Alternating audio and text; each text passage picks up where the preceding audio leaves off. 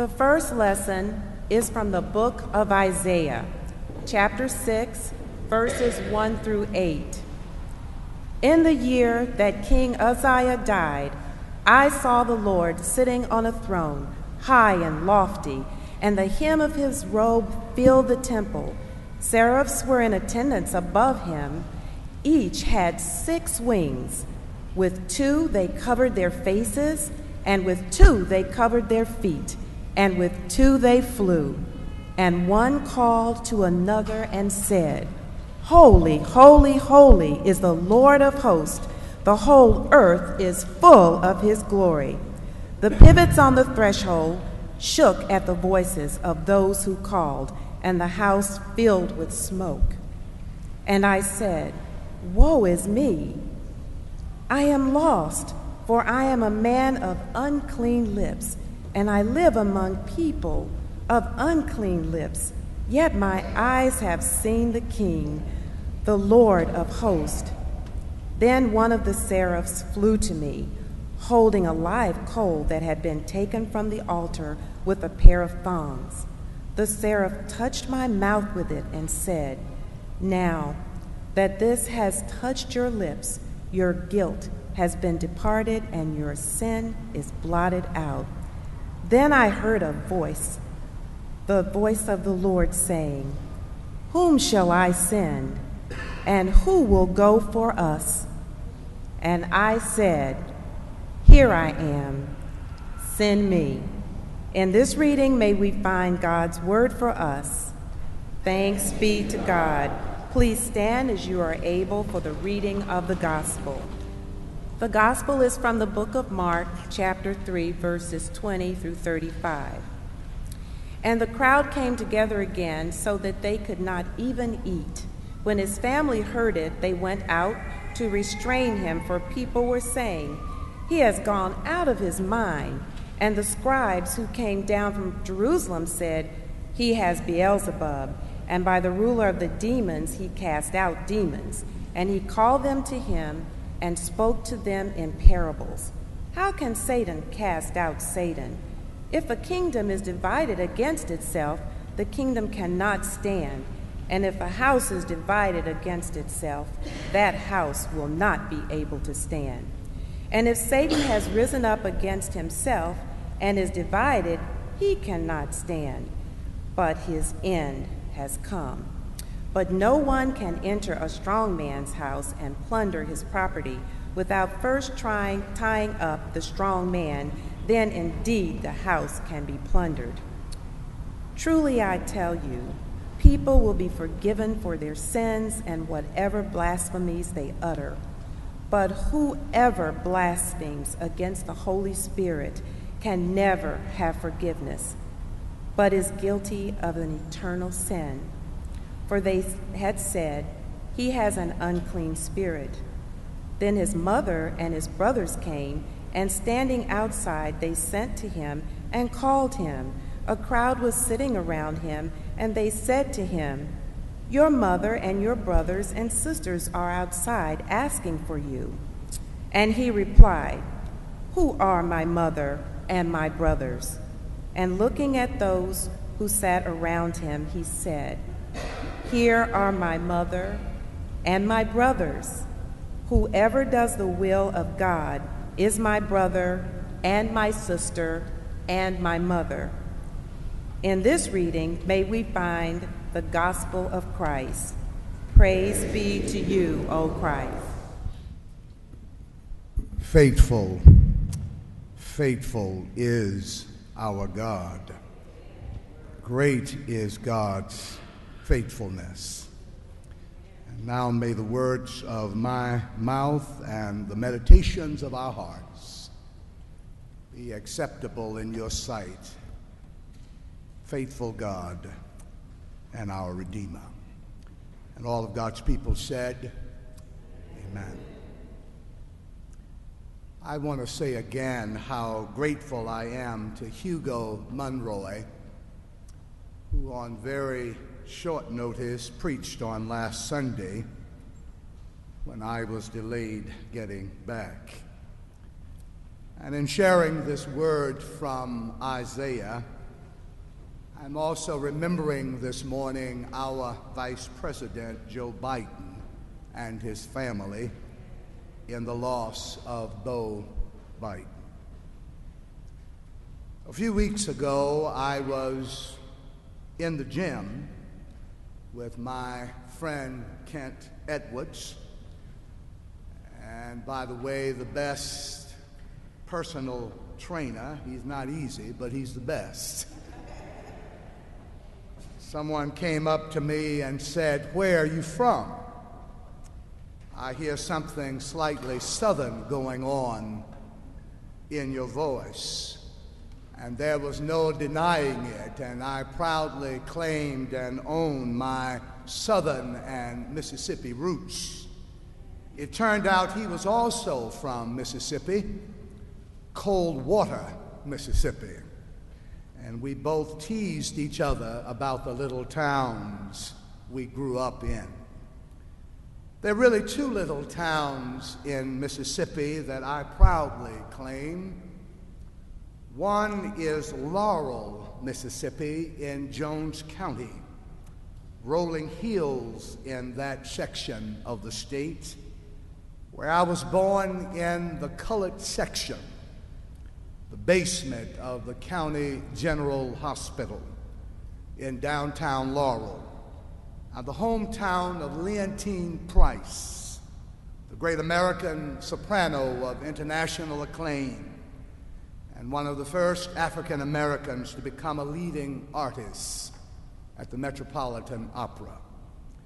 But the other little town where I grew up and proudly own and claim is Indianola, the Delta, that diamond-shaped, low-lying basin in the northwest section of the state, where for eons during rainy seasons the Mississippi and Yazoo rivers have flooded and deposited much of the topsoil of what is now Midwestern United States into that basin, so that the soil is so black and rich and fertile in many places that the farmers have at times have not even had to use fertilizer to grow things.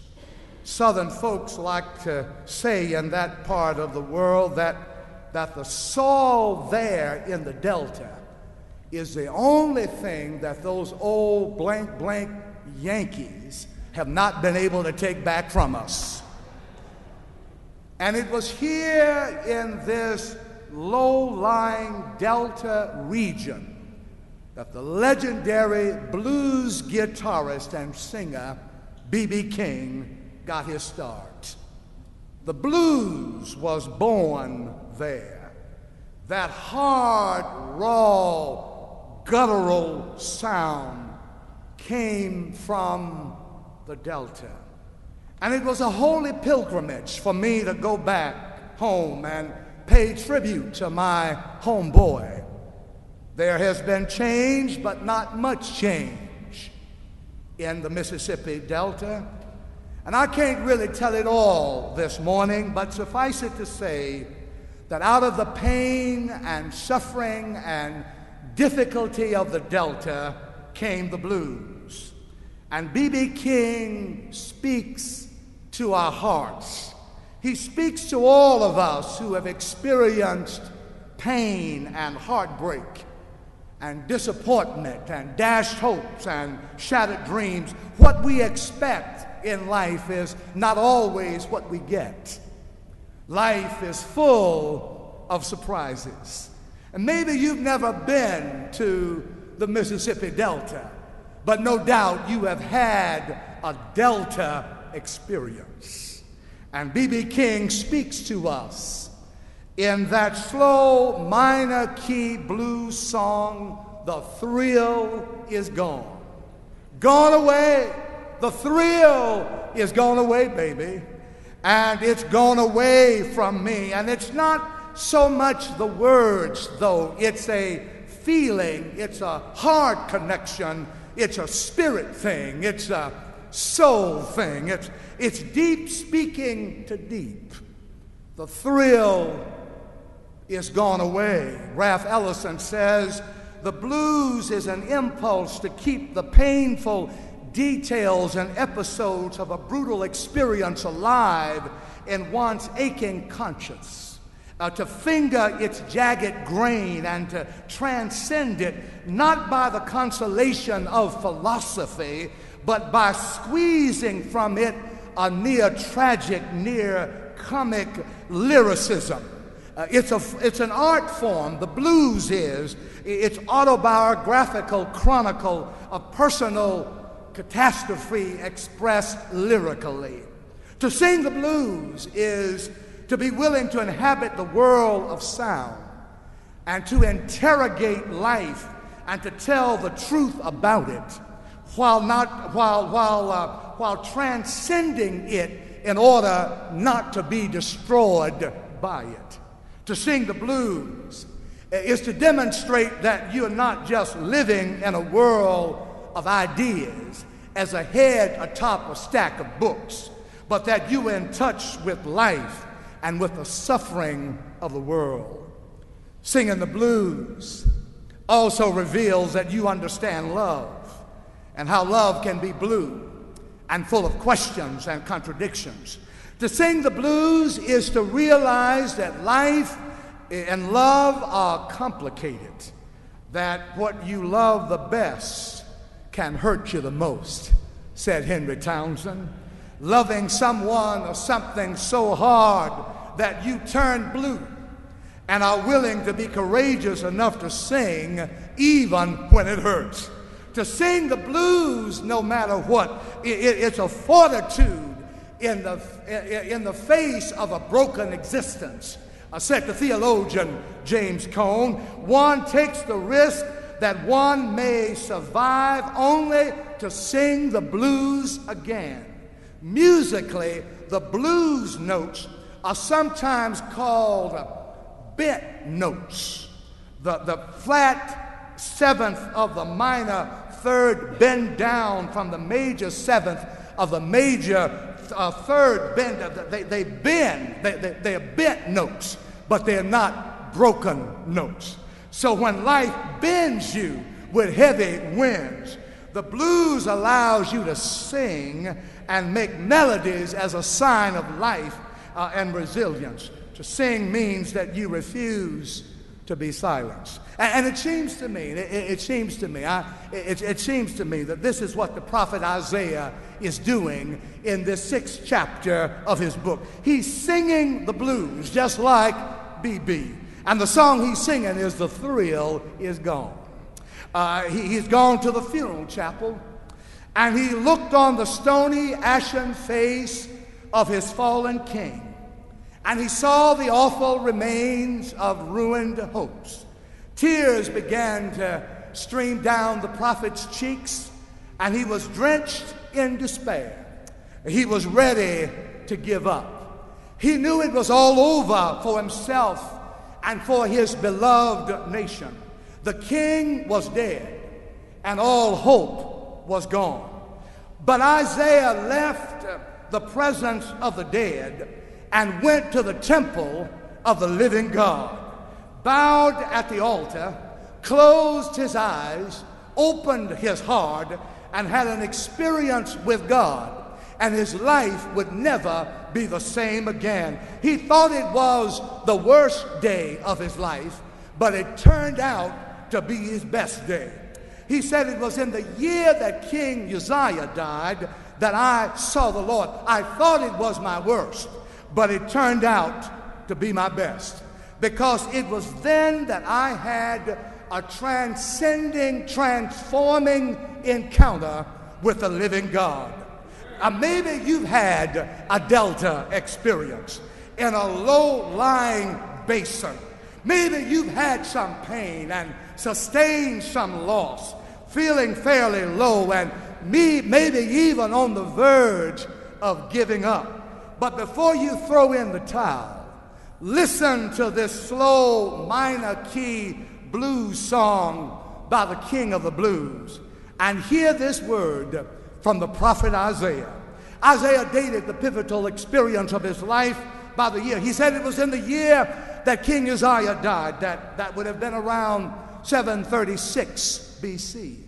Of all of the kings of Judah, none had accomplished as much as King Uzziah, with the exception of King David. Uzziah assumed the throne as a mere boy, 16 years old, but he had enough sense to seek the Lord in his youth. He prospered in his work. He drove back the Philistines, saved the nation from the menace of foreign domination. At home, he looked after the general welfare. He fed the hungry. He created public works projects to employ the unemployed and repair the crumbling infrastructure of the country.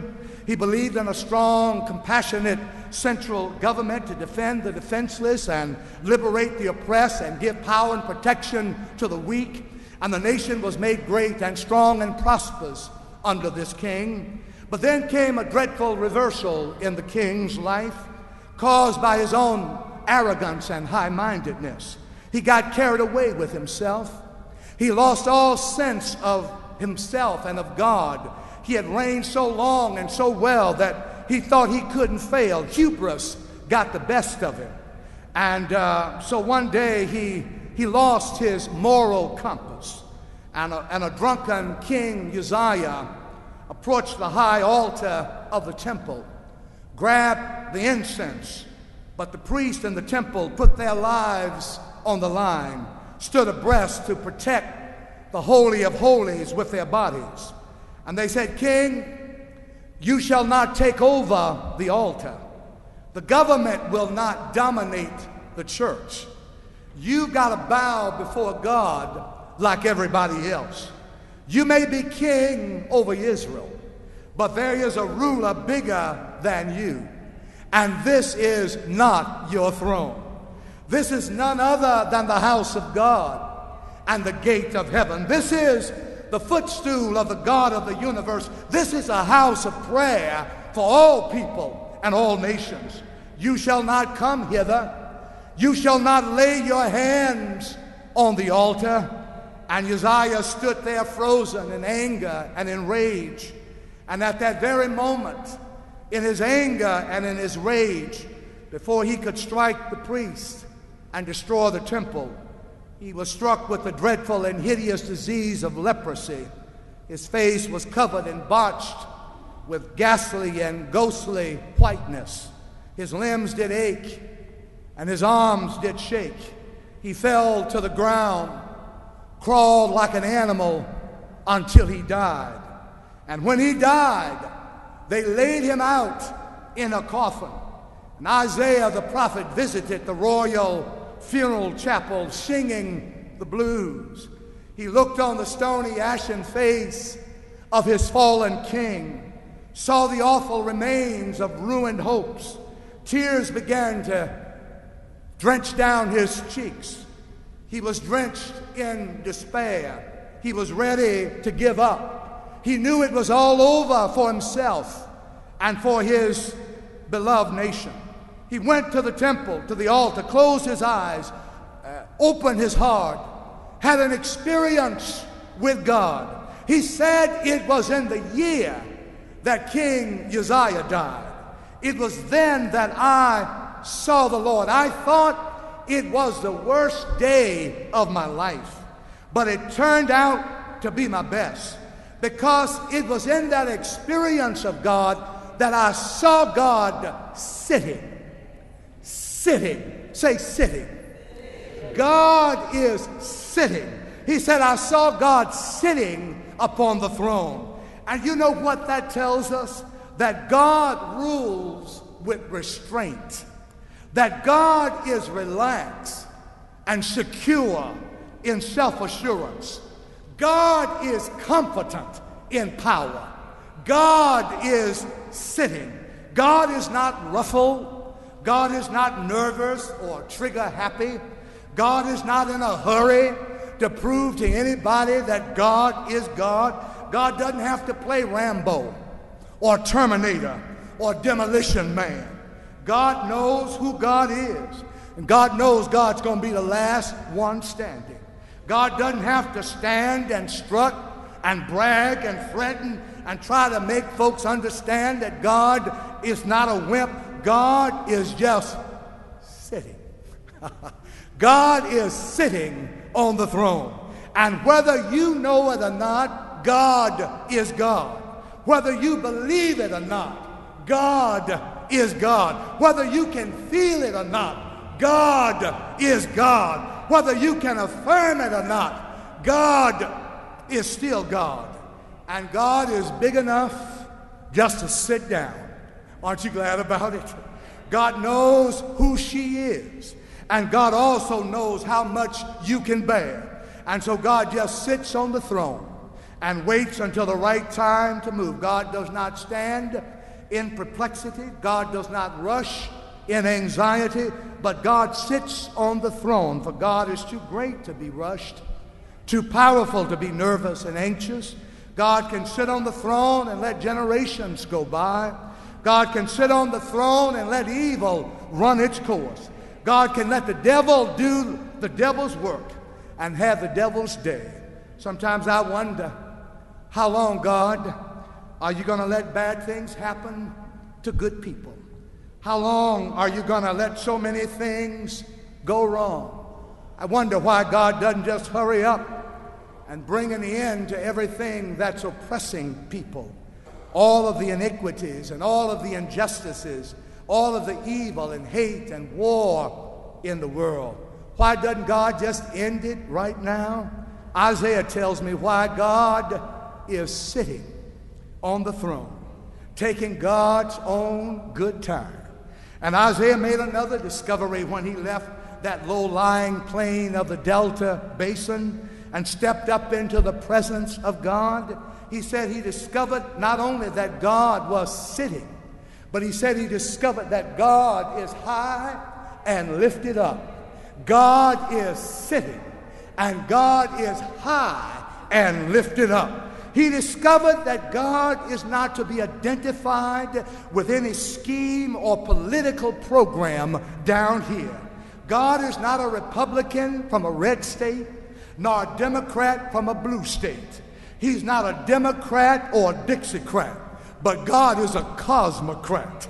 God is high and lifted up, above all definition and determination, above all tragedy and calamity, above all trouble and trauma and terror. Violence can't destroy God.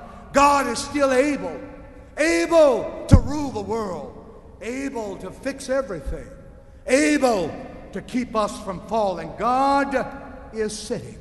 And when God gets ready, God is going to move everything and fix everything. I need to know that. I need to be careful how I put time limits and deadlines on God. Isaiah said in church that day, he saw God sitting on the throne, high and lifted up. But not only that, Isaiah said God's train filled the temple. Have you ever noticed the train on a bride's wedding garment flowing forever behind her back? Well, I want to tell you that there's a train wider and deeper and longer than any train you have ever seen. For Isaiah said God's train filled the whole temple. Everywhere I reached my hand, I touched the flowing hem of God's seamless garment. Everywhere I put down my foot, I was stepping on the clothing of God. I couldn't go anywhere, said Isaiah, without stepping on God. God is over all the place. God is in every situation. God's presence and God's Spirit can be tasted and trusted and tried and tested anywhere and in anything that may happen to you. Do you believe that? Can you believe that? And so whether it is good news or bad news, whether it's a dark day or a bright day, whether we're up or down, God is somewhere moving in all situations, so that even my burden is my blessing, even my problem is my possibility, even my sorrow is my strength, even my sickness is my song. Even my tragedy is my triumph. Even my death is my life. God's train fills the temple because God is everywhere and in everything. And so I thought I ought to come and tell you this morning, look up, even in your low-lying delta basin. Look up and see God. And when you look up, you can't help but go home another way. Isaiah said, when I saw the Lord, heard the voice of God crying, whom shall I send, and who will go for us? The world is troubled. People are dying. Innocent children getting killed. The homeless, the hungry, the helpless, the hopeless, all around us. The lost, the least, the left behind, are all around us. Whom shall I send? And who will go for us? Isaiah stepped out in front of the angels he saw surrounding the throne of God and said, here am I, send me. I'm not as tall as an angel. I don't have wings like an angel, but here I am, send me. I can't preach like I ought to, but here I am. I've been saved by your grace. I've been lifted by your power. I've been healed by your hand. I've been delivered by your presence. I've been led through trials and brought through midnights. Here I am, send me. You see, you don't have to be perfect. All you gotta do is have a willing heart. And so if you can't pray, preach. If you can't pray, moan. If you can't moan, cry. If you can't cry, trust God. If you can't run, walk. If you can't walk, just stand. If you can't stand, sit. If you can't sit, lean. If you can't lean, look. If you can't look, think. If you can't think, feel. And if you can't feel, wait. For they that wait upon the Lord shall renew their strength. They shall mount up with wings as eagles. They shall run and not be weary. They shall walk and not faint. Yes, the thrill is gone. Gone away. Gone away. Gone away. But someday we'll be free. Someday we'll be free. So I came to tell you this morning, you don't have to wait until the battle is over to shout. You can shout now. Praise the name of our God.